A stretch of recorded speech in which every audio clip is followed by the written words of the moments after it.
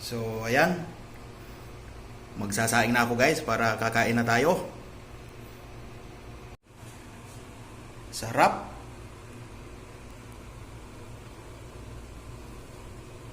Ayan. Hi guys.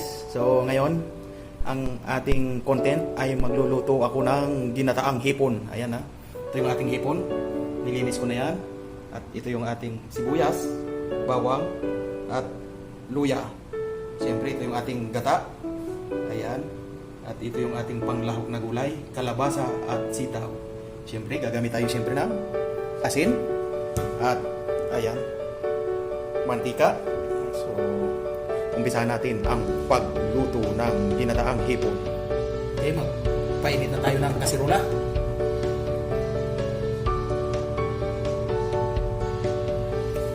Lagay tayo ng mantika.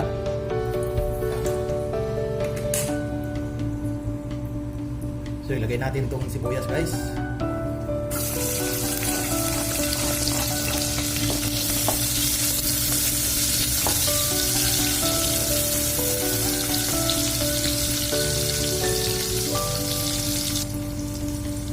Sunod natin yung bawang.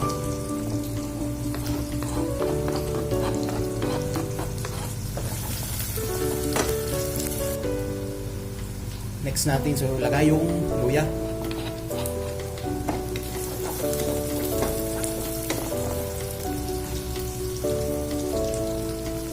So ilagay na natin guys yung hipon. Yan.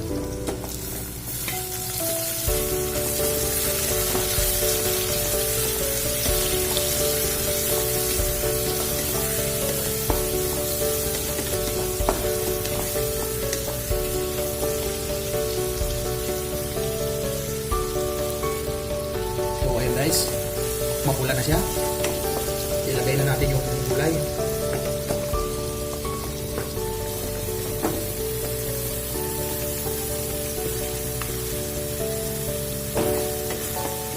Haluin lang natin.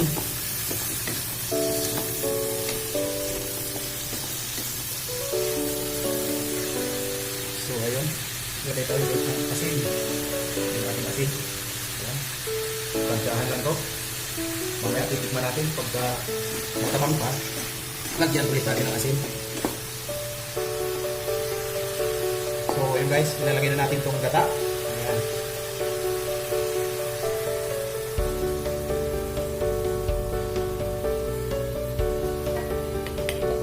Lapot ng gata. Nasa box to, hindi dito. Haluin lang natin. Tapos mamaya tatakpan natin. Saglit lang itong lutuin guys, malambot naman itong kalabasa na to. Ito yung kalabasa na bumbilya kung tawagin, maliit. So ayan. Ayan, takpan muna natin para maluto.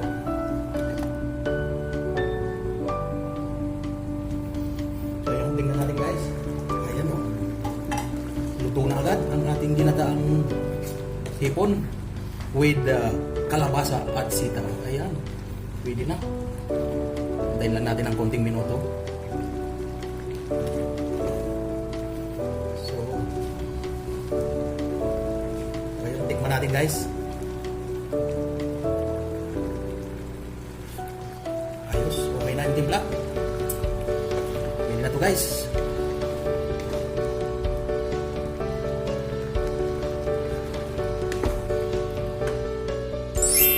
Guys, bali ito na yung aking ginataang hipon with kalabasa at sitaw. Ayan.